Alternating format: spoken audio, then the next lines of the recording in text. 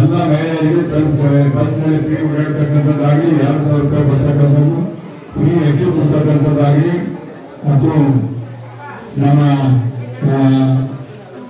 ಏನು ವಿದ್ಯುತ್ ಶಕ್ತಿ ಫ್ರೀ ಕೊಡ್ತಕ್ಕಂಥದ್ದು ಮತ್ತು ಯುವಜನ ಕೊಡ್ತಕ್ಕಂಥದ್ದು ಇವೆಲ್ಲ ನಮಗೆ ಸಿಗ್ತಾ ಇದೆ. ಇದಾದ ನಂತರ ಹೋದ ಸಲ ಬಹಳಷ್ಟು ಬರಗಾಲ ಬಿದ್ದು ಮಳೆ ಹಾನಿಯಾಗಿ ಕೃಷಿ ರೋಗದಿಂದ ಬಹಳಷ್ಟು ಹಾನಿಯಾಗಿದೆ. ಅವಾಗೂ ಕೂಡ ಮಧ್ಯಂತರ ಪರಿಹಾರ ಮತ್ತೆ 3,55,00,000 ರೂಪಾಯಿ ತಮ್ಮೆಲ್ಲ ಅಕೌಂಟಿಗೆ ಈ ಗ್ರಾಮದಲ್ಲಿರ್ತಕ್ಕಂಥ ಯಾರ್ಯಾರು ತೊಗರಿ ಇನ್ಶೂರೆನ್ಸ್ ಮಾಡಿಸಿದ್ರೆ ಅವ್ರ ಅಕೌಂಟಿಗೆ ನೇರವಾಗಿ ಜಮಾ ಆಗಿದೆ.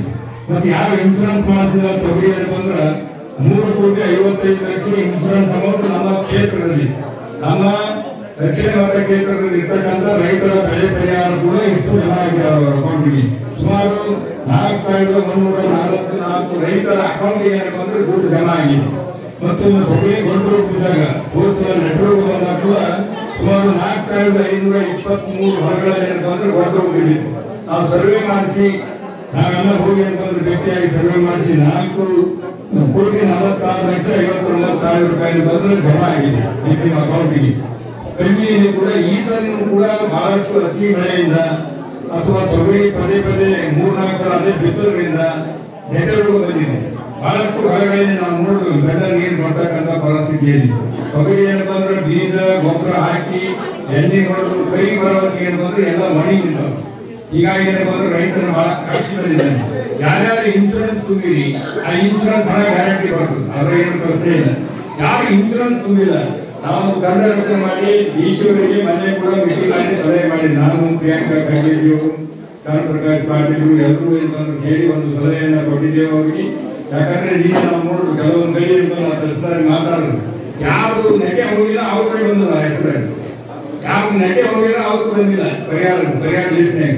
ಅದಕ್ಕೆ ನಾವೇನಪ್ಪ ಅಂದ್ರೆ ಯಾವ ತಲಾಟಿ ಮತ್ತು ಅಗ್ರಿಕಲ್ಚರ್ ಆಫೀಸರ್ ಒಂದು ದಂಡ ಮಾಡಿ ಅವ್ರ ಫುಲ್ ನಂಬರ್ ಕೊಡತ್ತೀವಿ.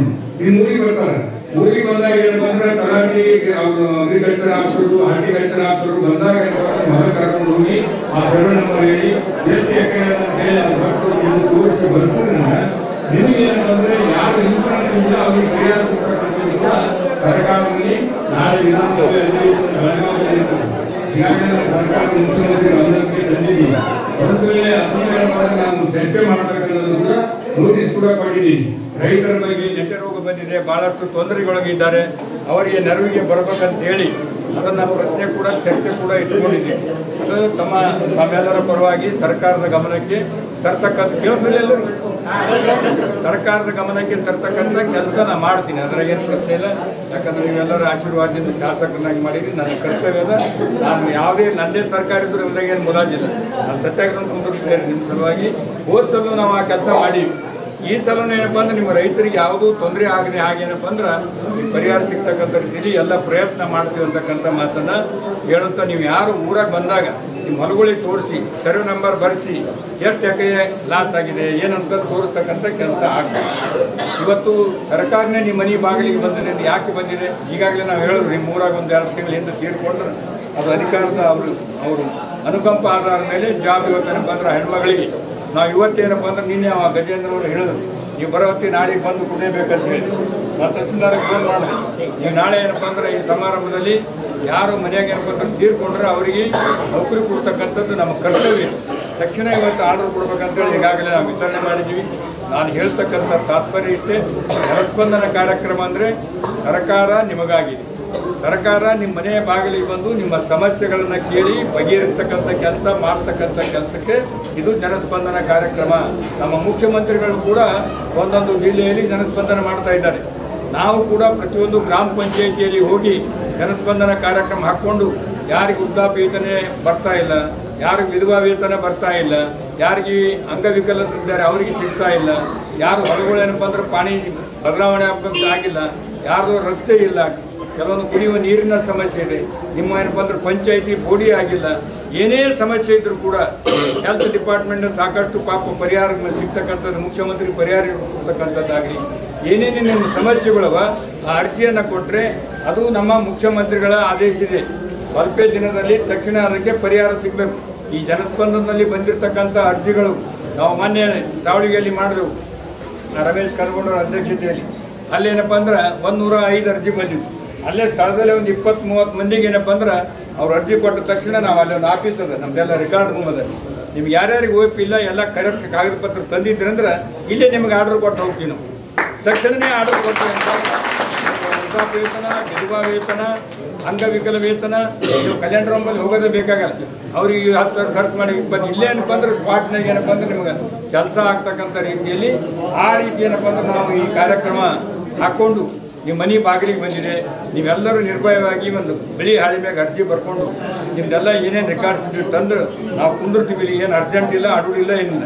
ಎಷ್ಟೇ ಹೊತ್ತಾದರೂ ಕೂಡ ನೀವೆಲ್ಲರೂ ಒಬ್ಬೊಬ್ಬೊಬ್ಬರು ಬರ್ರಿ, ಎದ್ದು ಕುಂತು ನನ್ನ ಗದ್ದಲಿ ಬೀಳೋದು ಬೇಡ. ಒಬ್ಬೊಬ್ರು ಬರ್ರಿ, ಇಲ್ಲಿ ಬರ್ಕೊಂಡು ಒಬ್ಬರೊಬ್ರು ಹಿಂಗೆ ಹೋಗ್ರಿ, ಮತ್ತಾಗಲ್ಲ ಮತ್ತೊಬ್ಬರು ಎದ್ದು ಬರ್ರಿ.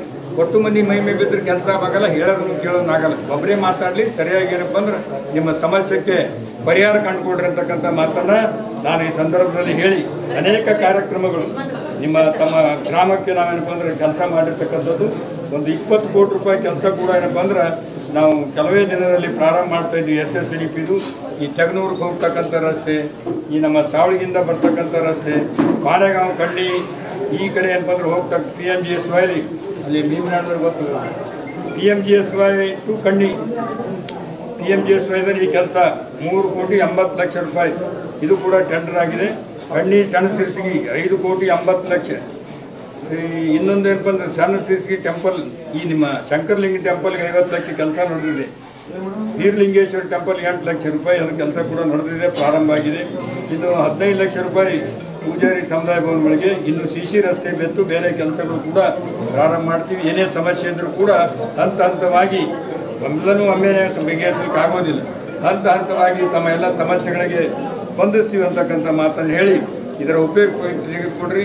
ಒಬ್ಬೊಬ್ಬರು ಏನಪ್ಪ ಅಂದ್ರೆ ಸಾಲಾಗಿ ಬಂದು ಸಮಸ್ಯೆಗಳನ್ನು ತಹಸೀಲ್ದಾರ್ ಇದ್ದಾರೆ, UO ಇದ್ದಾರೆ, BO ಇದ್ದಾರೆ, ಡಾಕ್ಟರ್ಗಳು ಕೂಡ ಇದ್ದಾರೆ ಇಲ್ಲಿ, ಮತ್ತು ಎಲ್ಲ PDOಗಳಿದ್ದಾರೆ, ಎಲ್ಲ ಇಲಾಖೆ ಅಧಿಕಾರಿಗಳಲ್ಲಿ ಇದ್ದಾರೆ. ಅದ್ರ ಉಪಯೋಗ ಏನಪ್ಪ ಅಂದ್ರೆ ತೆಗೆದುಕೊಳ್ಬೇಕಂತ ಹೇಳಿ ನಮ್ಮನ್ನು ಕರೆಸಿ ಸನ್ಮಾನಿಸಿ ಅವ್ರು ಮಾತನಾಡಲಿಕ್ಕೆ ಅವಕಾಶ ಮಾಡಿಕೊಟ್ಟಿದ್ದಕ್ಕಾಗಿ ತಮಗೆ